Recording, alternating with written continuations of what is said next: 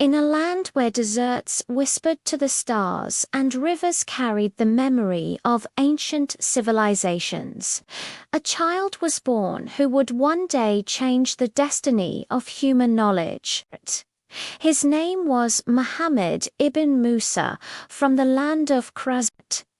At that time, the world was full of questions, but short on clear answers. Numbers existed, yet they were confusing and clumsy. The sky was observed, but not fully understood. Maps were drawn, but they were often wild guesses, blending myth with reality. As a child, Muhammad was different. While other children played, he watched patterns unfold in the world around him. He followed the slow, deliberate movement of shadows cast by the sun.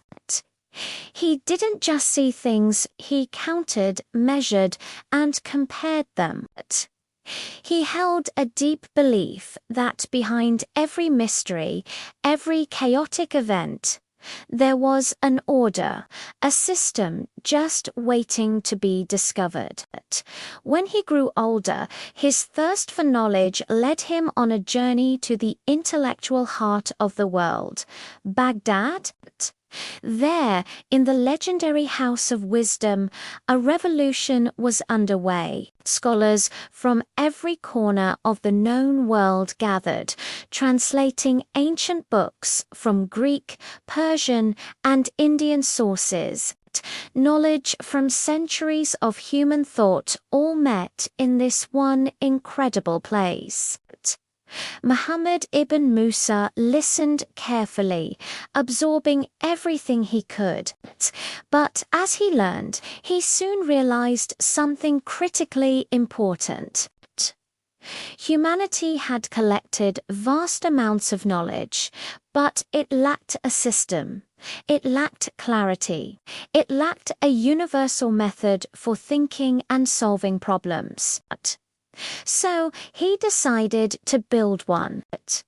His most famous work wasn't a dense philosophical text for scholars locked away in libraries. It was a practical book written for real life. It was called Al-Mukhtar, Arf Izibo Jabor Wel Mukbala, or the Compendious Book on Calculation by Completion and Balancing. From this book, a new science was born. A science we now call algebra. The very word algebra comes from algebru, one of the two core operations he described. Before algebra, mathematics was often a jumble of disconnected tricks and recipes that only worked for specific problems. After algebra, it became a structured, powerful language. Al-Khwarizmi introduced systematic, repeatable methods to solve linear and quadratic equations. He explained how to move quantities from one side of an equation to the other, a process he called algebra or completion. He showed how to balance equations, removing identical terms from both sides, which he called al-muqabala, or balancing. This was revolutionary. For the first time, there was a universal toolkit for problems. Algebra allowed ordinary people to solve complex problems in trade, inheritance law, land surveying, construction, and more. It turned mathematics from an abstract curiosity into an essential tool for building a society. But algebra was only one part of his monumental legacy.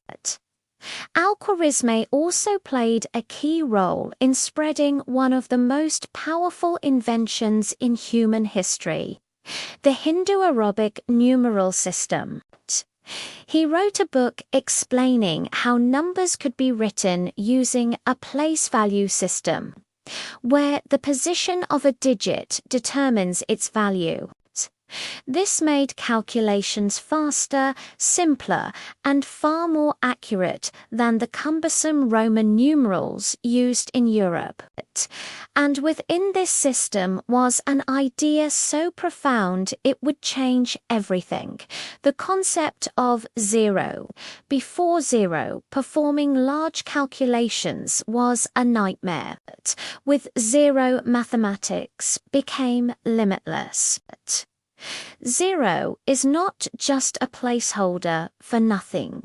It's the anchor that makes the entire place value system work.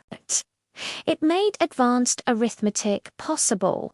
It paved the way for the development of calculus, modern physics equations, and eventually the digital world. Without zero, there would be no computers.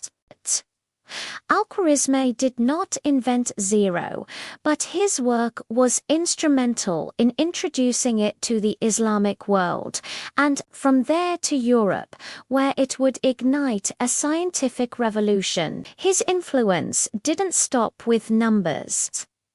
In astronomy, Al-Khwarizmi compiled detailed astronomical tables known as azimut. These tables calculated the precise positions of the sun, moon, and planets. For centuries, they were used across the Islamic world and later in Europe for everything from improving calendars to aiding navigation on the high seas. His work helped determine prayer times and the direction of Mecca with scientific accuracy, a matter of great importance in daily life. In geography, Al-Khwarizmi took the foundational work of earlier scholars like Ptolemy and corrected and expanded upon it. He and his team of scholars measured the circumference of the Earth with remarkable precision. He calculated latitudes and longitudes for hundreds of cities, helping to create some of the most accurate maps of the known world at that time. He helped turn geography from a collection of travelers' tales into a quantitative science. He also made significant contributions to trigonometry, developing sine and cosine tables. These mathematical tools would later become essential for astronomy, engineering, surveying, and navigation, underpinning the work of countless scientists and explorers who followed. When Al-Khwarizmi's works were translated into Latin centuries later, Europe encountered something entirely new. It wasn't just new information they were receiving. It was a new method of thinking. When they translated his name Muhammad ibn Musa Al-Khwarizmi, it was Latinized as algorithm. From that name, we get the word algorithm. An algorithm is a clear, step-by-step process for solving a problem or completing a task. This concept, the very essence of his systematic approach, became the foundation of modern mathematics, logic, and, most importantly, computer science. Centuries after his death, the Italian mathematician Fibonacci, who is famous for his sequence, learned from Al-Khwarizmi's books. It was Fibonacci who was largely responsible for introducing the Hindu-Arabic numerals to Europe. Using knowledge rooted directly in Al-Khwarizmi's work, later, brilliant minds like Descartes, Newton, and Leibniz built the towering structures of advanced mathematics upon the algebraic foundations that he had laid. In our modern age, his legacy is inescapable. Every computer program you use, from your web browser to the operating system on your phone, follows a set of algorithms.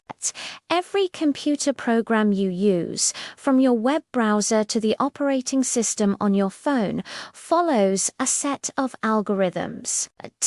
Every search you perform on the internet, every recommendation you receive on a streaming service, every function of an artificial intelligence system relies on this fundamental principle of step-by-step logical processing. He didn't build machines. He built the logic that machines would one day follow. He built the logic that machines would one day follow. Al-Khwarizmi never ruled an empire. He never led an army into battle.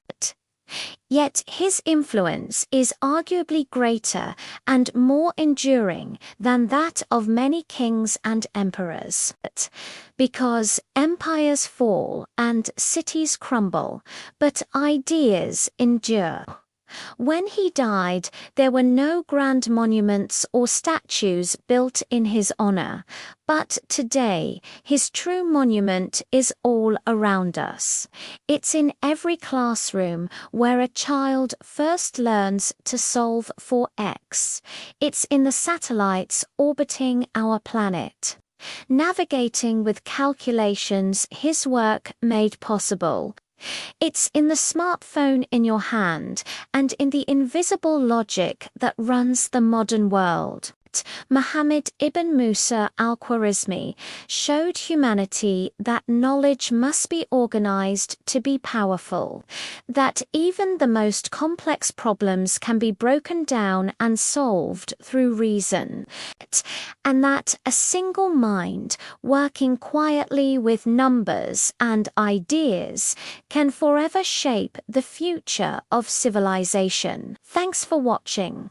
If you enjoyed this journey into the past, don't forget to like and subscribe for more stories about the ideas that shaped our world.